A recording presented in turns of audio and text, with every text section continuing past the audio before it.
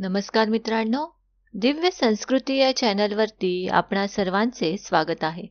मित्रांनो, श्रावण महिन्याला सर्व व्रतांचा, सणांचा राजा म्हटले जाते. श्रावण महिन्यातील प्रत्येक दिवशी कोणत्या ना कोणत्या देवतेची पूजा किंवा व्रत करण्याची हिंदू धर्मीयांची परंपरा आहे. या महिन्यात केल्या जाणाऱ्या शंकराच्या उपासनेला हिंदू धर्मात विशेष महत्त्व आहे. श्रावण महिना सुरू झाला की देवघराजवळ जिवतीचा किंवा जिवंतिकेचा कागद चिकटविला जातो.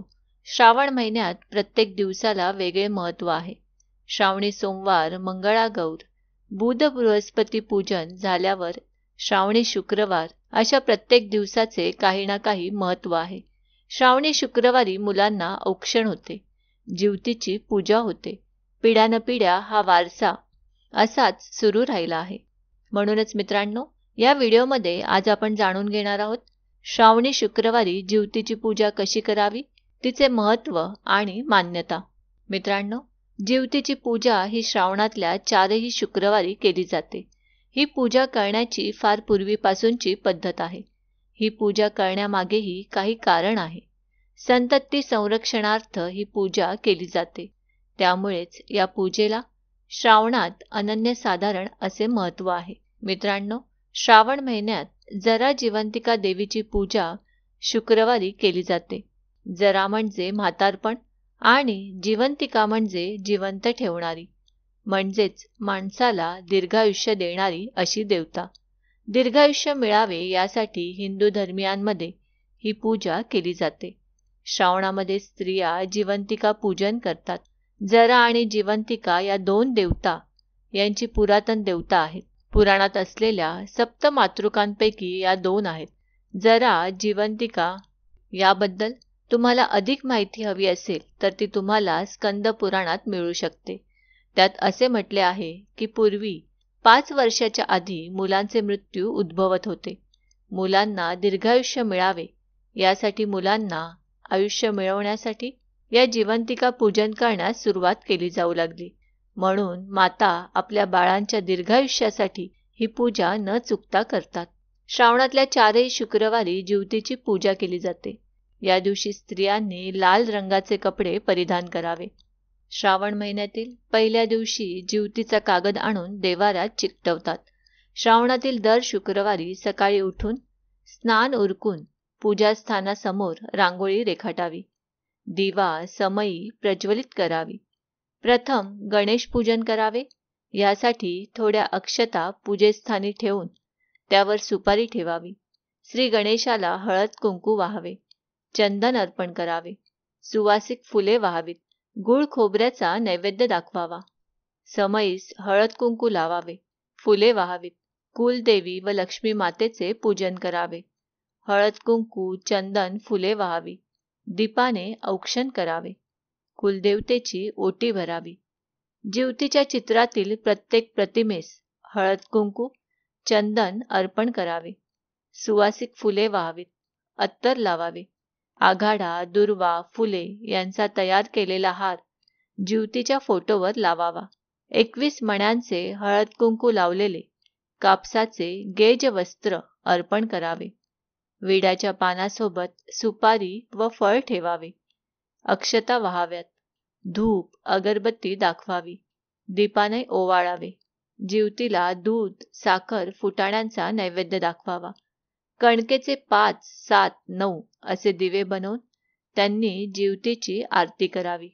दर शुक्रवारी एका मुठीचे पुरण घालावे. कोणत्याही एका शुक्रवारी पुरणपोळ्या कराव्या. इतर वरण भात, खीर, कटाची आमटी, भाजी, तळण आवडीप्रमाणे करावे. देवीला नैवेद्य दाखवावा. यानंतर पुढील श्लोक म्हणावा. जरे जिवंतिके देवी, बालयुक्ते प्रमोदिनी, रक्षावर्ते महाशक्ती, पूर्णकामे नमोस्तुते. असा श्लोक जिवतीची पूजा करताना म्हटला जातो. श्लोक पुन्हा एकदा ऐका. जरे जिवंतिके देवी, बालयुक्ते प्रमोदिनी, रक्षाव्रते महाशक्ती, पूर्णकामे नमोस्तुते. मित्रांनो, आपल्या मुलाबाळांना दीर्घायुष्य लाभावे व त्यांचे रक्षण करा ही प्रार्थना करावी.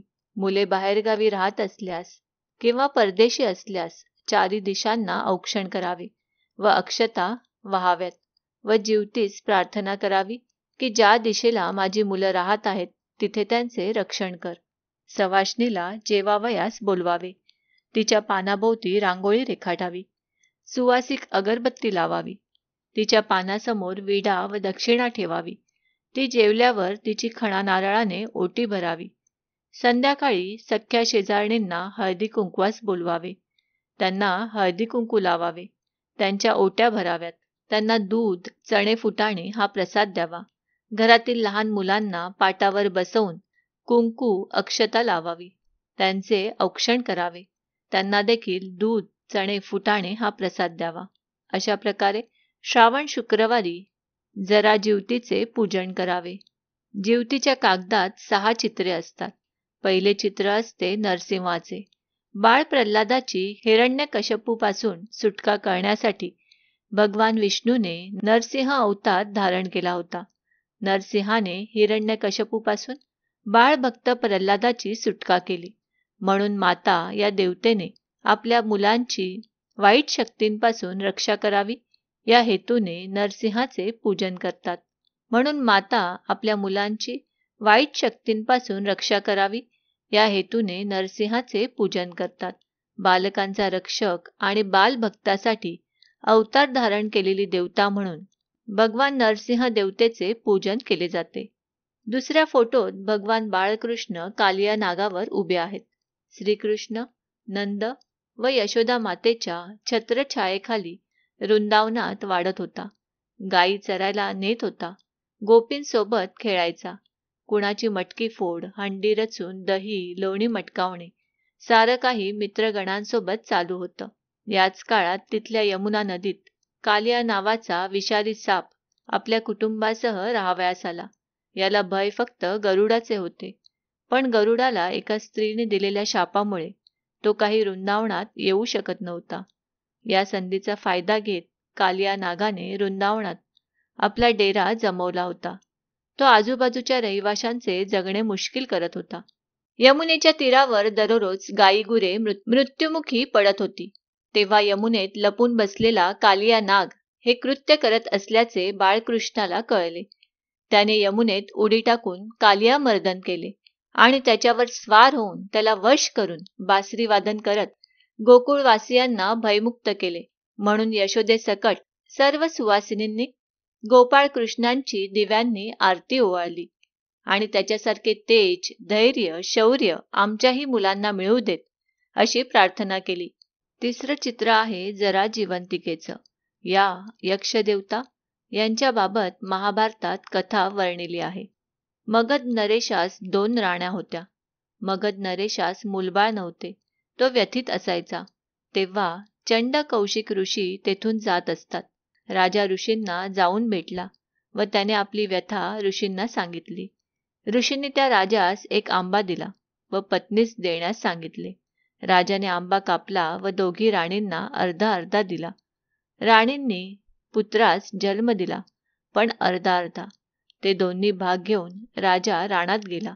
तिथे त्याला जरा यक्षिणी भेटली. तिने तिला अवगत असलेल्या अवयव सांधण्याच्या कलेने ते भाग सांधले. राजास पुत्र मिळाला. राजाने त्याचे नाव जरासंध ठेवले. जिवंतिका ही सुद्धा अशीच प्रेमळ यक्षिणी. या दोघी बालकांसोबत खेळतात. त्यावर प्रेमाची पाखर करतात.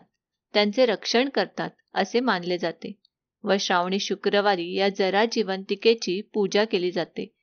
आपल्या बाळाच्या दीर्घायुष्यासाठी व रक्षणासाठी जीवतीकडे माता साकडे घालतात. चौथ्या प्रतिमेत आहेत बुध, बृहस्पती. बुध हा ग्रह हत्तीवर बसलेला असून हाती अंकुश धारण करतो. तर बुधाच्या प्रभावाने जातकाला अलौकिक बुद्धिमत्ता, आकर्षक व्यक्तिमत्व हे गुण प्राप्त होतात. बुधाचे वाहन हत्ती हे उन्मत्तेचे प्रतीक आहे. माणसात जागृत झालेला उन्मत्तपणा बुद्धीचा, ज्ञानाचा वापर करून माणसाने नाहीसा करावा हे बुधाची प्रतिमा सूचित करते. बृहस्पतीचे वाहन वाघ हे अहंकाराचे प्रतीक आहे. मित्रांनो, आम्ही अपेक्षा करतो की आम्ही सांगितलेल्या माहितीचा तुम्हाला सर्वतोपरी लाभ होईल. माहिती आवडली असल्यास ही माहिती तुम्ही मित्रपरिवाराबरोबर शेअर करा आणि अजूनही जर तुम्ही दिव्य संस्कृती या चॅनलला सबस्क्राईब केलं नसेल तर आमचे नवनवीन व्हिडिओ पाहण्यासाठी चॅनलला आजच सबस्क्राईब करा. धन्यवाद.